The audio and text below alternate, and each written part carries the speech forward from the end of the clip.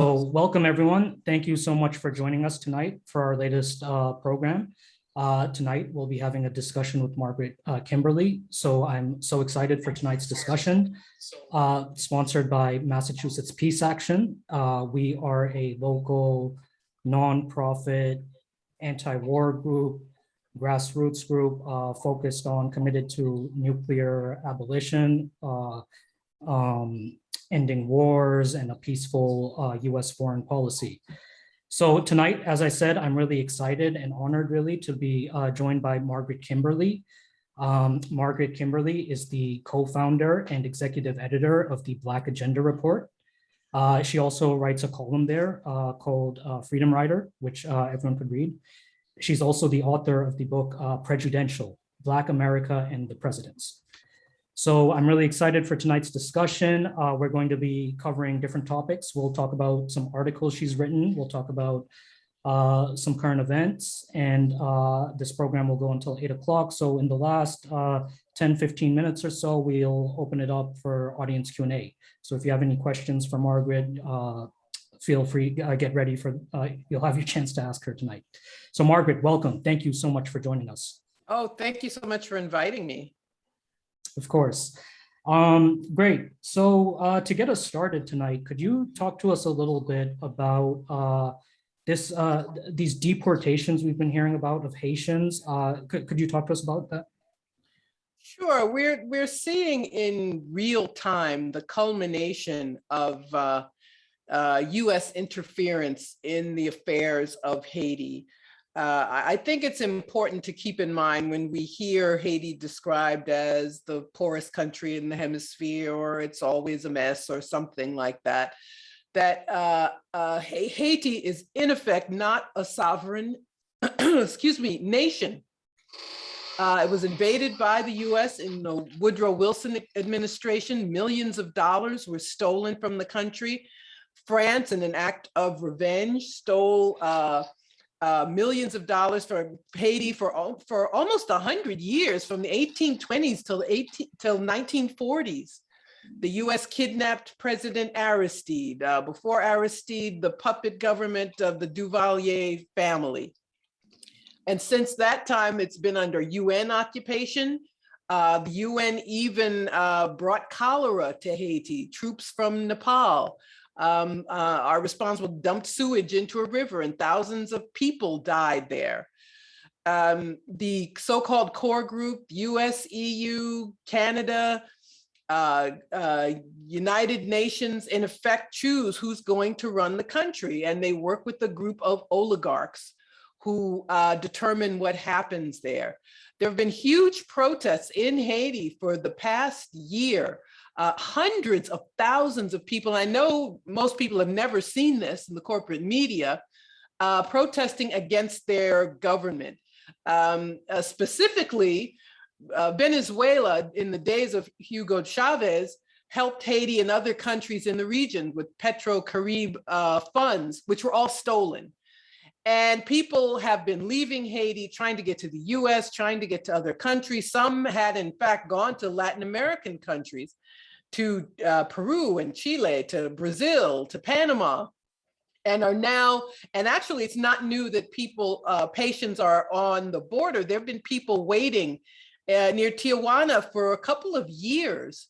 When they changed the policy for asylum seeking and said that you had to apply outside of the United States, it created this terrible condition for people in Mexico, and people are still trying to get to the US border. It's important to remember that you have, at least technically, the right to seek asylum. And the concern of that I have and many other people have is that these people are being flown back to Haiti. Some of them haven't been in Haiti actually for years, where the situation deteriorates, where the president was recently assassinated. So I think it's important that for Haitians, for other people on the border, all over the world, that we maintain the right for people to seek asylum, to make the asylum request, and that the US, most importantly, stop interfering in the affairs of other countries. That is what drives people here.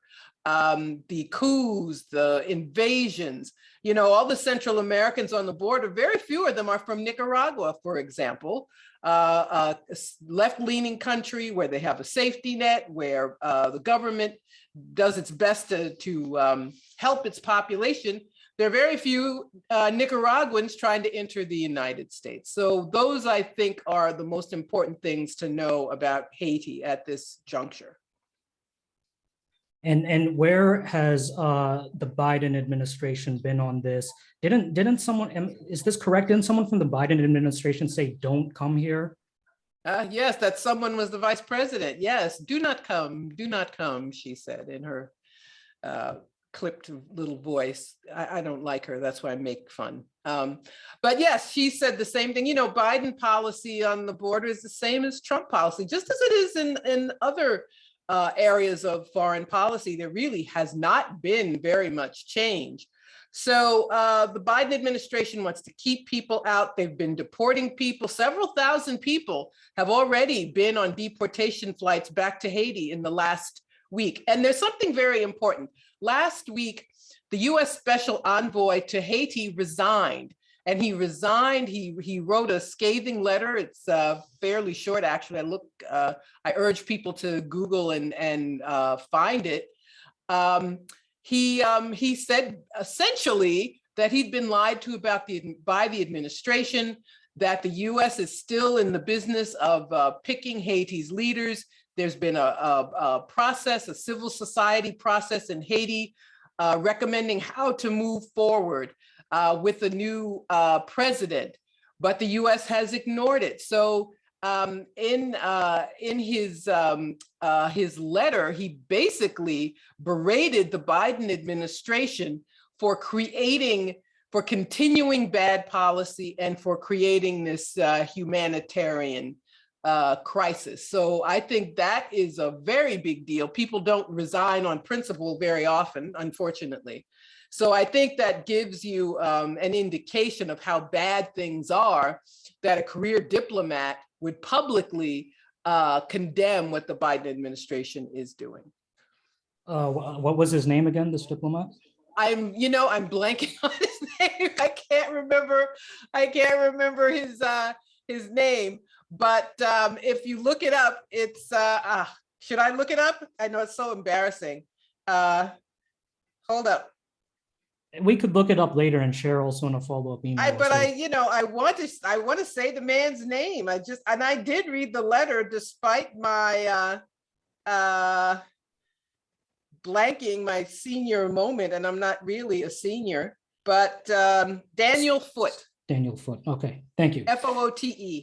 Yes, great. And he's a career diplomat. This was not his first posting. He's been around a while, but it has to have been pretty bad for him to have been so public in his condemnation of the Biden administration. So speaking of President Biden's foreign policy, you recently wrote a piece called Afghanistan about his Afghanistan policy. Could you talk to us about that? What's your message in this piece? Well, 20 years, I mean, just think about it. 20 years, thousands of people dead, $2 trillion of public money, our money, spent in Afghanistan to defeat people. And then the United States leaves and turns over the country to the people we were told were evil and should not, and had to be destroyed and had to be run out. This was the first casualty of 9/11. I had forgotten that the congressional vote to authorize the war against Afghanistan happened just a few days. It was September 14th. It was just 3 days. And I think that was done purposefully to make sure that no one had time to think while the country was still in shock, while people were still angry, where it was unlikely that any voices of opposition would be heard. Only one member of Congress, Barbara Lee, voted against it. And for 20 years, we were told, first of all, none of the 9/11 hijackers were from Afghanistan or in Afghanistan. They hatched the plot in European countries, Germany, among other places. Bin Laden may have been there, but he had quickly left. So the goal of ramming this through so fast was to make sure that it happened, that the US would continue its policies, a project of a new American century of basically the United States interfering more forcefully in the affairs of that region, including sending troops, having a physical military presence in the region. And after all this time, and that $2 trillion, that all went to the military industrial complex. So they won. They absolutely did win. The Raytheons and McDonnell Douglases and so forth. Our defense secretary came straight from Raytheon to the Pentagon, and they waived the rules to which were supposed to require a period of time where between working for a defense contractor and going to the Defense Department, but they've dispensed even with the pretense apparently. And so the US is there for 20 years. Now, most people, after all this time, the average American did not see the point in these the forever wars. Iraq followed soon after, of course, and that was 18 years ago. Donald Trump, I think, peeled enough votes away from Hillary Clinton in those swing states by saying he would end the forever wars. And he began the process, which continued under Biden. I think leaving Afghanistan is a good thing to have done. I'm a little concerned that they are doing it in order to target China, however, so that's not something I would want to celebrate. But I think the departure made the news because of the way in which it was handled, the fact that it was managed so badly that people saw, people were hanging from a plane. I'm assuming they couldn't detach themselves before the plane took off and fell and died. But to see people swarming the airport, to see the lack of well-managed process brought it back into the news. And then you had people attacking Biden from the right, saying that it was a bad thing to leave Afghanistan, when that is not the case at all. But the fact that the US departed, this great failure, shows you the ultimate failure of these policies. We were told that Afghanistan had an army of 300,000 men. It did not, it never did. As soon as they stopped sending money, and all those troops, by the way, were paid for by the US. So this alleged Afghanistan army was not really in existence. Troops had been leaving, they hadn't been paid for months, and they just disappeared. And the Taliban, who we were told had to be defeated, took over very quickly. The US puppet president, every leader of Afghanistan has been a US puppet in the last 20 years. He left the country with, I think it was $170 million. He had to leave some of the money, I mean, it was cash, actual cash, that he had to leave at the airport because he couldn't stuff it all into his plane. So this is a failure of, I don't want to criticize those of us who want peace, but it shows that we don't have the ear of the people like we should. I mean, it was very difficult after 9/11, of course, because people were told that this is what we had to do. But during that time, that the money was funded over and over and over again. And even these so-called progressives in Congress, who may be progressive on domestic issues, they keep voting for this defense spending.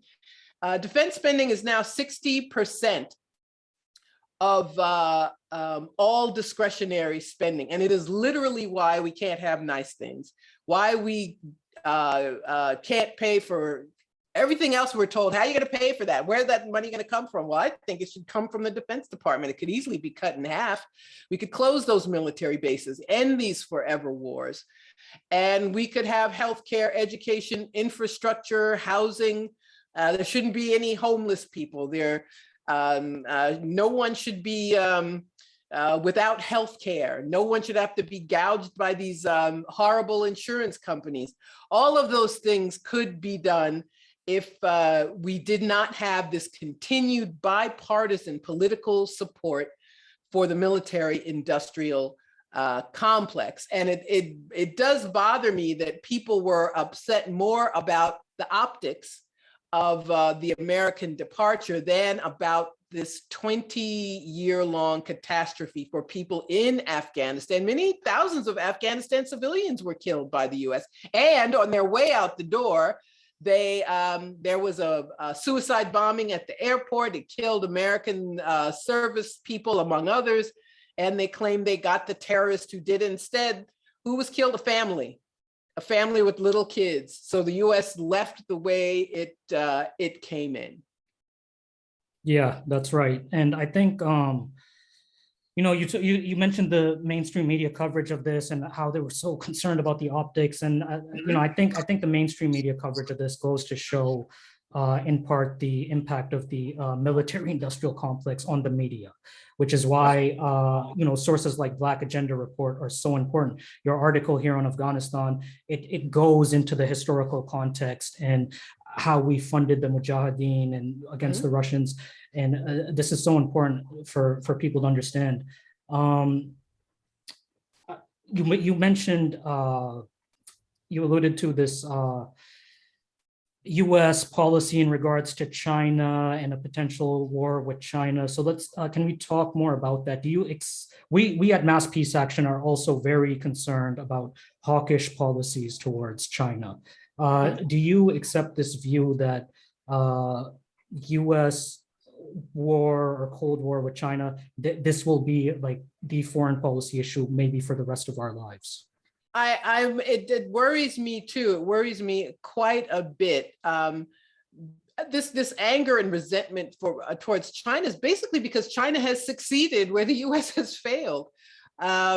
It's very funny. I'm old enough to remember when Nixon went to China, and the Cold Warrior, the Red Baiter, is the one who went to China in the early 70s, and made this rapprochement, which was an excellent thing. It was wonderful. And over the years, when China made this turn in its politics and decided to, they call it opening up, reform and opening up, which included, among other things, having some elements of capitalism albeit under state control. So what did they do? Republicans and Democrats, they wanted China in the WTO so that China could produce cheap goods for us to buy. Excuse me, but China did more than that and is now this economic powerhouse and is a competitor economically with the US. It's the second largest economy in the world and shortly will surpass the United States. So everything we're told about China, everything from Uyghur concentration camps, which do not exist. We don't have enough time to talk about that, but I am secure in saying that. All the lies we're told about China, it's anger about China being a true competitor to the United States. And we should keep that in mind when we read almost always negative stories about China. If you look, the New York Times or the Washington Post, every story about China is negative, every single one. No recognition of its economic prowess. They have recently declared that they've lifted 100 million people out of extreme poverty. Well, let's say they're lying and it's not 100 million. Let's say it's only 50 million. Well, this is not a goal in US policy at all for Democrats or Republicans. So I think it behooves us to be, at the very least, skeptical about China. The thing that bothers me also is the sheer incompetence, frankly, of the Biden administration, Trump first and now Biden. We've seen Meng Wanzhou, who was the CFO of Huawei. Huawei 5G was taking over the world until the United States forced its allies not to do business with them any longer. Huawei can't do business here at all. This ham-fisted effort to accuse her of a crime which was sketchy at at best, something that the US has the US is claiming that it has the right to snatch people anywhere in the world, and the Canadians foolishly went along with it, and the Chinese snatched 2 Canadian citizens. But China held firm, and she went home and continued to plead not guilty. That was part of the deal. And we don't have enough good analysis of that, unfortunately. So this is what we, and there was the recent, I mean, it's a big debacle now that the United States and Australia and the UK were forming this alliance, AUKUS, in the Pacific, and giving Australia nuclear subs. But France thought they had a deal to give Australia nuclear subs. The French were mad, recalled their ambassador. Biden had to call President Macron and apologize. And it was a diplomatic disaster. But so that bothers me too, this panic and this frankly stupidity about China is very, very dangerous. We're talking about nuclear nations, nuclear powers, and we have no diplomacy anymore. Just the United States deciding that it can do whatever we want. And that's a policy that goes from president to president to president. The United States claiming they can render people, kill lists, and it's Democrats, it's Republicans, it's all of them. So not only must we oppose this policy, but we have to watch our government, because they can't be trusted to do anything that's even intelligent. Yeah, I agree. And when we spoke to Jeff Sachs, he said much of what you're saying as well, that we're antagonizing China because they were successful economically. Part of that economic success was our own policies, such as NAFTA, which came at the expense of our own industrial economy. And now this whole threat of China is being used to increase Pentagon budget, the military industrial complex, to use our tax money to sell more nuclear weapons. So this is really bad. And yes, for peace activists and activists, it's really important to oppose war with China. So I want to talk a little bit about politics because it impacts everything we're talking about. And you know, I just think that just for a little context, I think that everybody goes through some sort of adversity or hardship at some point in their life. And for me in my life, something that has helped me through like adversity and hardship has been like my religious and spiritual beliefs, like a relationship with God and Islam, and then to see the post 9/11 culture in this country, where even the Democratic politicians were voting for the Patriot Act and voting for these wars that we've been talking about, these endless wars. And I know people from impacted communities that have been imprisoned unjustly, innocent people. And they've been harmed by these policies that the Democrats supported, along with the Republicans, like bipartisan support. And I've seen these impacted family members go to Congress, like begging them essentially that your policies that you supported have destroyed our families. They've imprisoned our brother and our father. And can you reverse these policies? They're racist and inhumane. And I've seen the Democrats politely shut the door on them. So it's hard for me to like because of this life experience, it's hard for me to sign up to support the Democrats, that the solution out of all of this is more progressive Democrats. So I don't know, could you comment on this? What are your thoughts? Sure. It's you're absolutely right, because when it comes to, first of all, they're not even that progressive when it comes to domestic policy. They don't, I keep wondering, you know, we keep being told Biden could do this or he could do that, but, you know, the evil Senator Joe Manchin won't let him, and Kristen Sinema won't let him. And aren't there progressives who could tell him, could make demands? They claim to be progressive, but when it comes to really fighting for us, they never are. So they aren't that progressive domestically. And when it comes to foreign policy, you can forget it. They all throw in the towel, and they're very obvious. Last week, we saw the vote about Israel's Iron Dome. Was it 9 or 10 members of Congress who voted no? I mean, it was a tiny, tiny number. Even so-called progressives went right along with what they always do.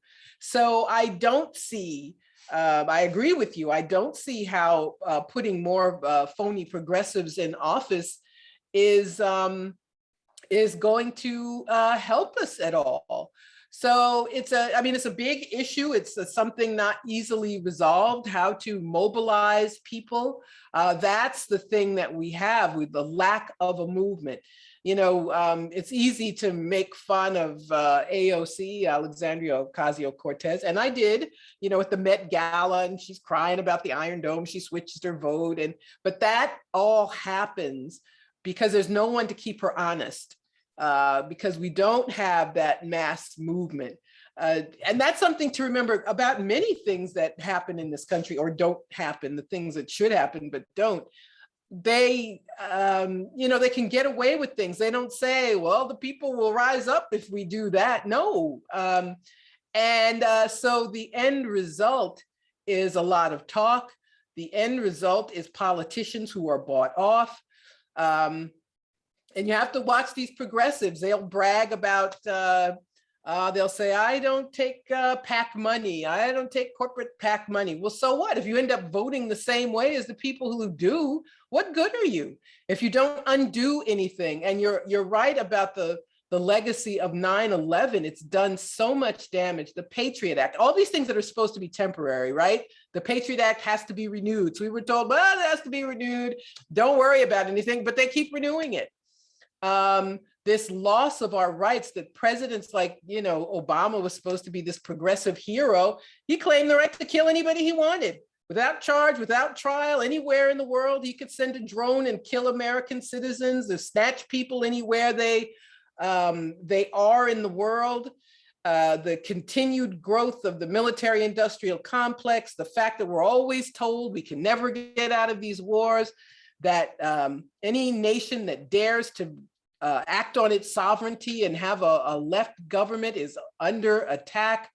All of these things have gotten worse, and I'm assuming you're referring to these cases where people have been alleged to be terrorists when they aren't, where it's usually a government informant who creates a plot, and people are snatched up and put in jail for years. So many terrible things have happened in the past 20 years, and it happens so often, and it keeps happening, and so much time has gone by. I think that people don't even realize the damage that has been done to our lives and to politics and to journalism. We don't have any adversarial corporate journalism. You know, there would be no Pentagon Papers today. There's no newspaper who that would do that. They've locked up Julian Assange. Did journalists come to his defense? No, they do not. So that's the kind of world we've been in post 9/11, and you can see it in our politics. Yeah, I mean, in regards to Julian Assange, not only do some of these prominent journalists not come to his defense, a lot of times they attack him. They justify the persecution of Julian Assange. So that shows where we are in the media. There's a lot of follow-up questions I wanted to say. You're right. That's what I was alluding to, these FBI entrapment cases. And I want to talk more about that in a second. But before we get to that, I want to talk about, can you talk about how, like, earlier today, we had a Zoom meeting and we were discussing political strategy. And in my head, I thought, what does it matter? Because if the Republicans retake the House, there's going to be so much pressure to just oppose Republicans. Can you talk about how our politics has devolved on the left to like opposing Republicans? Well, you're absolutely right. That's especially true for Black people, where we are our politics has devolved. All politics in this country has devolved over the last few decades, where we are told we can't have anything we want. You can't have the minimum wage. You can't increase that's what I meant. You can't have an increase. You can't have free healthcare, which everybody wants. Everybody, a majority of people, even a majority of Republicans would like Medicare for all. People don't like being gouged by insurance companies, going broke because they get sick, but we're told we can't have it. So we're always told we can't have what we want, and we've got to go along to get along. The Democrats are the lesser evil, and especially with Trump, it's like, do you want Trump? Because he's the face of the Republican Party. So Democrats love to run against Trump, even though he's out of office. So that's what we're exhorted to do, just to keep the evil Republicans out. But what do we get when the Democrats are in? So they control the House. They have a small margin in the Senate, which apparently keeps them from doing anything. That's what they tell us anyhow. And so what do we have? A Democratic president, Democratic House, alleged Democratic control of the Senate, and we get none of the things that we want to have. We're constantly told that we can't have those things, and all we can do is keep voting for these people who never give us what we want. Because if we don't vote for them, we get another Trump, and it's all our fault if a Democrat loses. But what's so terrible about Democrats losing, if Biden comes into office and essentially continues all of Trump's foreign policy? What has he changed? The US Embassy is still in Jerusalem. They haven't gone back to the nuclear deal that Obama is the one who got that done with Iran. Still undermining governments in Venezuela and Nicaragua, keeping Trump's sanctions against Cuba. Cubans can't even send money home anymore. That's something that Trump did, but Biden has continued it. So I think people should not allow themselves to be harassed and harangued and intimidated into supporting these people. I feel no need to vote for them. I'm registered as a Green Party member. And I exhort people all the time to say no, because it's just it's a con game. It's like 3-card Monte or something, where you always end up with the short end of the stick, or I don't know if 3-card Monte is my analogy. You end up with something else. But at any rate, I think you get my point. So yes, we have to question this, and we can't allow ourselves to be dragooned, especially every 4 years, into supporting these horrible people. I don't know what's going to have to happen before people rise up. We saw some of it last year in the wake of George Floyd's killing. We saw millions of people take to the street, and it just kind of died out. And I think the election was one of the reasons why. These presidential elections take all the air out of the room, and we're told we got to get rid of Trump. And that's all you can do. You can't ask a question, make a demand, say that you want something. That you get this caricature fascist but everybody seems to have the same fascist policies, right? But I think we have to have the courage to say no, and at the very least not go along with this. We know what do they say? The definition of insanity is doing the same thing over and over and expecting a different result. So we can't be insane. Yeah, I agree. And I think this reminds me of an article of yours I read recently called Democrats, Abortion, and Phony Politics. You talk about a lot of these themes, and could you add on what you were saying in the context of this article you wrote? Sure. I think Democrats, I think they hope and pray that the right wing do something nutty so they can run against that instead of actually doing something that we expect them to do. So this abortion law in Texas, where they basically outlaw abortion. I think you have 6 weeks to have an abortion. And if anybody finds out you have an abortion, they can sue you or sue the provider, and which is terrible. It's awful. The Supreme Court refused to even hear objections to the case. And but it turns out that the Democrats have the ability to end, excuse me, these various states passed these laws which severely restrict abortion access. And basically all they have to do is say that Roe v. Wade is the law of the land, and that you, in essence, have a right to an abortion by law. But they haven't done that. And now they're claiming they're going to do it. But once again, it's like, oh, but we can't win in the Senate. So there'll be another shell game going on. But it's important for people to know, many times when the Democrats wring their hands about not being able to do something, that it's just not true. And this is just one example of the way in which they use Republicans as an excuse not to do what the people want them to do. Right. And somewhat related to this conversation, bringing it back to like post 9/11, and you were talking about how the FBI, a lot of times they did these entrapment cases of Muslim people. Sometimes those young Muslim men or boys even would have mental illness. Other times they might have just been unemployed or somehow marginalized from society. And the FBI did these entrapment schemes and locked up innocent people. Then they would do these press conferences congratulating themselves, saying they busted a terrorism ring. Right. And so that happened. That's very well documented. And I know some of those people. And so one thing that's been happening, and people from that community have been talking about, is that the FBI, it seems like they're starting to do more and more of this with like right-wing white people, like Trump supporters. Yes. And we've seen that, I think, maybe in the case of this governor of Michigan kidnapping. And also there was an FBI informant who wasn't charged in the January 6th attacks.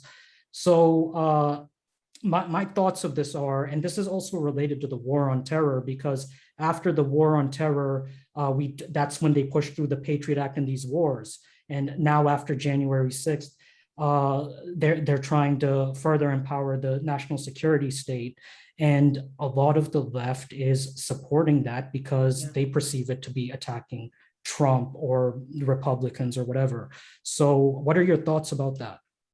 Well, I think we have to not trust the security state. It's very simple. You know, even it's interesting, these so-called liberals, MSNBC or CNN, they always have CIA and directors and FBI agents who are supposed to be the good people. That's one of the reasons I think the Russiagate fraud was perpetrated for so long. They got buy-in from people who pass for what's the left wing in this country. And so people don't want to, so because they're perceived as these good people who are on our side, everybody forgets their history. The history of COINTELPRO, the counterintelligence program, for decades, entrapping people on the left, actually killing people like Fred Hampton and the Black Panthers, or stirring up dissension in groups, getting people to kill each other, reading people's mail, all kinds of things that were done by the FBI and by the CIA. And we saw the Church Commission in the 70s after the late Senator Frank Church revealing these actions in the US and around the world, attempted assassinations around the world. And everybody seems to have forgotten that. When the story broke about this plot to kidnap the governor of Michigan, the first thing I said to myself was, I wonder if there was an informant. If you're, just a tip, if in any political activity, if someone says, hey, let's kidnap the governor, that person's an informant. There are 6 Black men from, I believe it's Rockland County, New York. It's north of New York City, Newburgh, New York, who were entrapped into planting a bomb in a synagogue. And the man who entrapped them has entrapped other people as well. There's a horrible case in Florida, Black men there who were essentially homeless. And this informant got them to take some kind of pledge. It was supposed to be up to Al-Qaeda, and they claimed they were going to blow up the Sears building in Chicago. It took them, I think, 3 different trials before they got a conviction because the case was so bad. One man was acquitted outright, but they're still in jail. They're going to do many years in jail. So there are lots of examples of cases like this. Instead of chasing and finding the domestic terrorists among us to create these plots to keep buy-in for the war on terror, for the military spending, for the invasions. If you're always told that there are always these terrorists who can come and get us. Does anybody else remember the color coding? It was a red alert, it was an orange alert, it was always some kind of alert. And which disappeared after Bush was reelected. I don't know if anybody else remembers that. So all of these things are phony. The security state is not on our side ever. And we have to be careful. So with January 6th, I believe it was a member of the Proud Boys who had an FBI handler, which tells me I shouldn't be worried about the Proud Boys. Now, I'm not saying there aren't people who are dangerous. We have mass shooters, we have bombers, last Christmas, somebody exploded a bomb in downtown Nashville, destroyed an entire block. It's a mysterious case. So there are people who are unhinged, people who are have political grievances, all kinds of people who we should be looking for. And that law enforcement should be looking for, but that never happens. So it should tell all of us that these concerns about terrorism are phony. If you can, all your big cases are essentially, and it's very difficult to defend oneself with entrapment, which is why all these people have been convicted and are doing long sentences in prison. But we have to remember what these agencies do, on whose behalf they work, and we can't allow ourselves to be fooled into giving them any support. Yeah, I agree. And, I've been so fortunate in this position to speak to so many people and get different perspectives and thoughts and go on this really important learning journey. And so someone was critical of some webinar guests I've had saying, oh, they're too supportive of the Chinese government or the Russian government or the Syrian government or whoever, whatever. And I'm like, how is any webinar guest I've got like any worse than MSNBC? They're full of John Brennan and James Clapper and all these people. So I think I heard you, Margaret, one time say that, and correct me if I'm wrong, I think I heard you say that MSNBC is worse than Fox News. Is that true? Why did you say that? Oh, absolutely. I think they're worse than Fox because they have the appearance of being left when they are not. They are in favor of the wars, in favor of the security state. They defend, they're Democratic Party propagandists is what they are, CNN as well. And Fox News, you know who they are. You know they support Republicans. And it's a funny thing, and Americans substitute political activity by watching TV. So if there's a Democrat in office, Fox's ratings go up because people feel like they're being active by watching right-wingers. And if there's a Democrat in, then their ratings I'm sorry, if there's a Republican in, then Democrats are watching, Rachel Maddow or somebody horrible like that. But I think that MSNBC is worse because there's this veneer of respectability, this veneer of it's the well-educated people. It's our kind of people. It's not those evil Republicans. It's not the MAGA hat wearing Trumpers. So, and that's so when they have a former CIA or NSA director on, they look like the good guys, but they censor everyone. They're so many stories that are just not covered by the corporate media, and they're not covered by MSNBC either.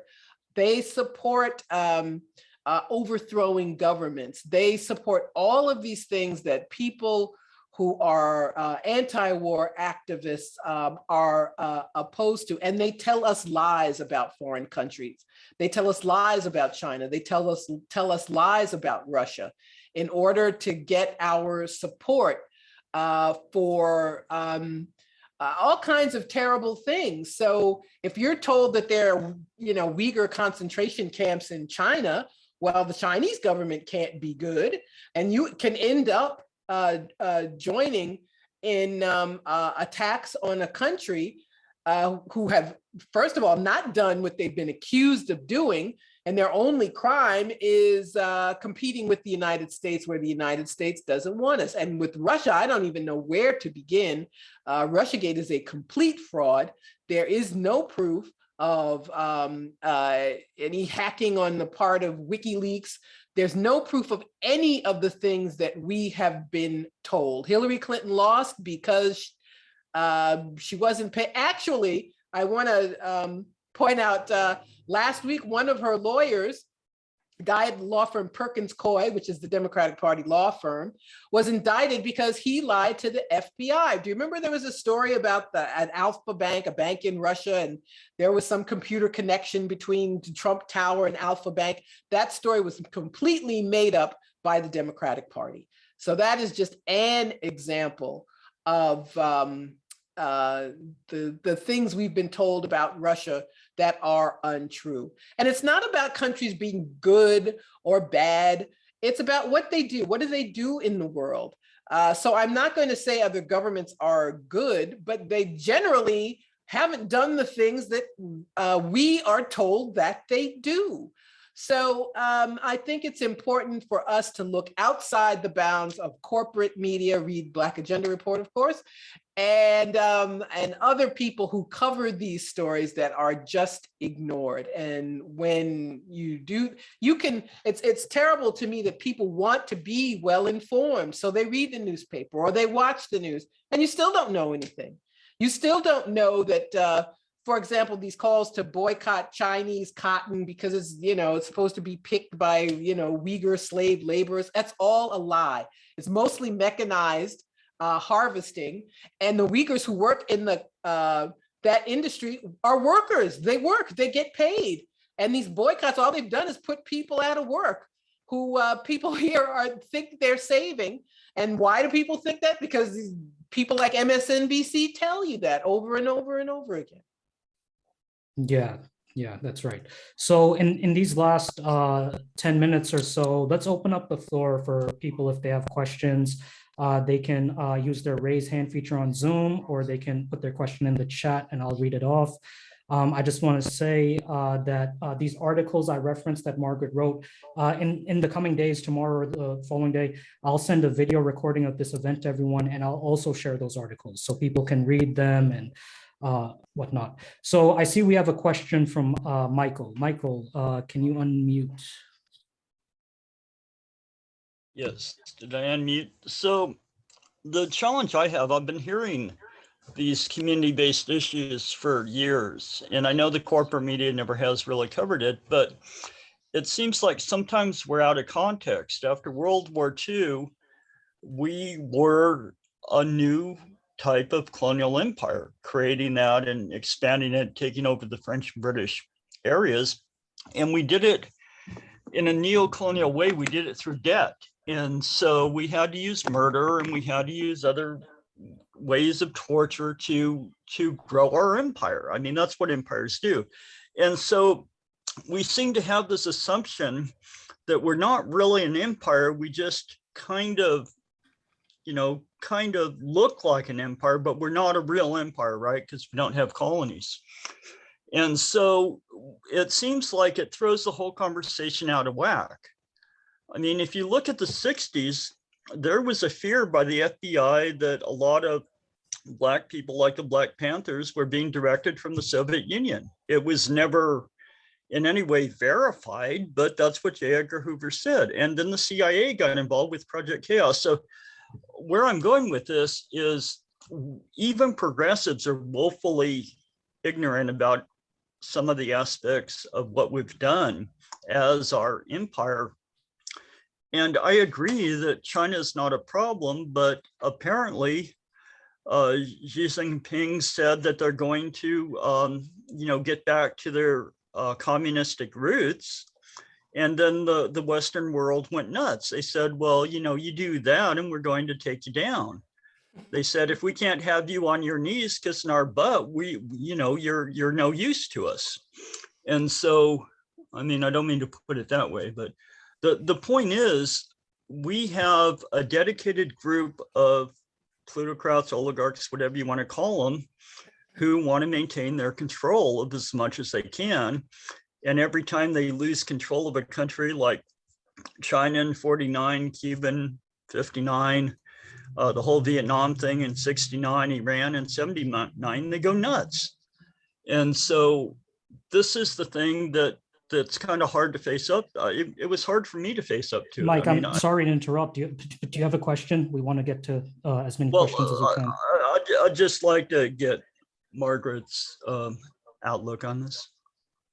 Well, yes, the US does have an empire, and people don't think of it as one because we're so indoctrinated with the doctrine of American exceptionalism. America's exceptional. Obama used to say that all the time. It made me crazy. So we are indoctrinated about our country, about what it does around the world. So that's my shorthand response to the comment. Thanks. Norma. Hi, thank you. This is great. Would you have, maybe before I was able to join, you talked about this already, critical race thinking or critical, right? You might like to latch into that. The idea of not being able to mention that the US behavior murdered all some nations of people, and the consistent horrification of Black communities, Black individuals, and bringing the rest of people into that with the propaganda that we were supposed to behave that way. And now the opposition to CRT as though it's racist. Well, it's interesting to me. It's you can always tell what polls well in a Republican focus group, because they're always whipping people up into a frenzy about the Sharia law or Communist Party of China. Now it's critical race theory, although that's off the pages lately. But it's interesting to me. Critical race theory is a theory that it only existed mostly excuse me, amongst academics. And there are issues with it among Black people. We had a very good series 3-part article by Professor Patrick Anderson, so you should look those up. But it's nothing. It's a way to make people angry when their needs aren't met. So, for example, we don't have Medicare for all. Neither party wants to give that to people. So what do you do when you don't meet their needs? What do you do? Well, you divert their attention. And in this particular case, you use racism, anti-Black racism in particular, to control people. And so it's actually very sad to me that people are so uninformed, that they're so indoctrinated, and that they can turn on a dime. Nobody heard of critical race theory. I mean, how many people really had ever even heard of critical race theory until this year? And now people will, go to a town hall meeting in a rage over something they didn't know existed, that's not being taught in schools. It's just an example of the way we are kept under control and kept from being angry about the things we should be angry about. Great, thanks. Thanks, Norma and Margaret, for that. I actually wanted to talk more about race tonight, but unfortunately, we don't have enough time. So maybe some other time. For the last question of the evening, could you, your friend and colleague Glen Ford passed away, and he was a big towering figure in our communities. Could you talk to us a little bit about him? Maybe share some personal anecdote or anything you want with us about in regards to Glen Ford? Yeah, he was my mentor. I started working with Glenn when he was we were at Black Commentator in 2006. We started Black Agenda Report. And as we say, news and analysis from a Black left perspective, and we mean left, not Democratic Party. Glenn was a committed socialist.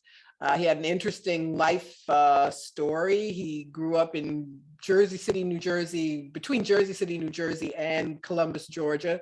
So when in the 50s, he grew up in the days of Jim Crow segregation, which is something that really honed him politically. He always put the condition of Black people in the forefront. But he was a Vietnam era veteran. He was a Black Panther as a young man and always in media. From his father was a DJ in Georgia, and he was on radio and broadcasting as a kid. So all of those things came together to create this, this amazing person who was dedicated to communicating with people, dedicated to lifting up, to amplifying left voices. And he could, and I strive to be like him. He was so knowledgeable about domestic issue, about foreign policy, about all kinds of things. And so he'll be missed. He passed away on July 28th, but Black Agenda Report continues with myself and others. We have a good group of editorial group, and we are marching onward, and the new issue comes out every Wednesday. That's tomorrow. That's why I have a hard stop tonight, because it's Tuesday. And we do really good work. I'm very proud to have been associated with Glenn and with Black Agenda Report. We had a beautiful memorial service last weekend at Riverside Church, and you can watch it on YouTube. You can see it on the Black Agenda Report Facebook page. Myself and others, people like Cornel West, Chris Hedges, and yours truly talking about Glenn and his impact. Great, thanks for that. The last question, very last question. If somebody had the chance to ask Glen Ford what were his favorite books, do you know what he would have said?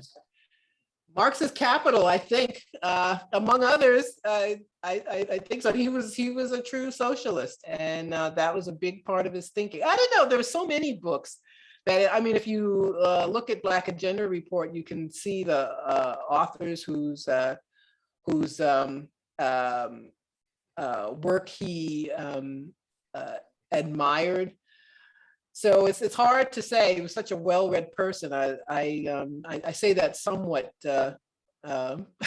humorously, but I think that was it. He was a socialist, very much so. But speaking of books, before we go, I'd like to briefly, you mentioned that I'm an author of a book, Prejudential, Black America and the Presidents. Here it is. I just put it up to my face so people know what it looks like. Published last year, and you can get it directly from the publisher, Steerforth Press. That's steerforth.com, Barnes & Noble, Amazon. You can order it from your local bookstore, and there's an audio version narrated by yours truly. So I hope you will all read my book as well. I haven't read it yet, but I'm really excited to read it. I'm going to go buy it and read it. So everyone, I hope that everyone gets a chance to read it. Again, I will send everyone who registered for this event a recording of this video so they could reference that. I'll send links to Black Agenda Report. I'll send links for Margaret Kimberley, how you could support her on Patreon or other platforms. So please keep your eye out for that follow-up email. There'll be a lot of great resources in that. Margaret, before we close off for the night, are there any final closing words you want to leave us with? Glenn always ended, whenever he spoke, he always ended his talk with the words power to the people. And he really meant that, power to the people here, power to the people all over the world. He was a committed anti-imperialist. He was committed to social justice. And I think that is the audience that I'm speaking to tonight.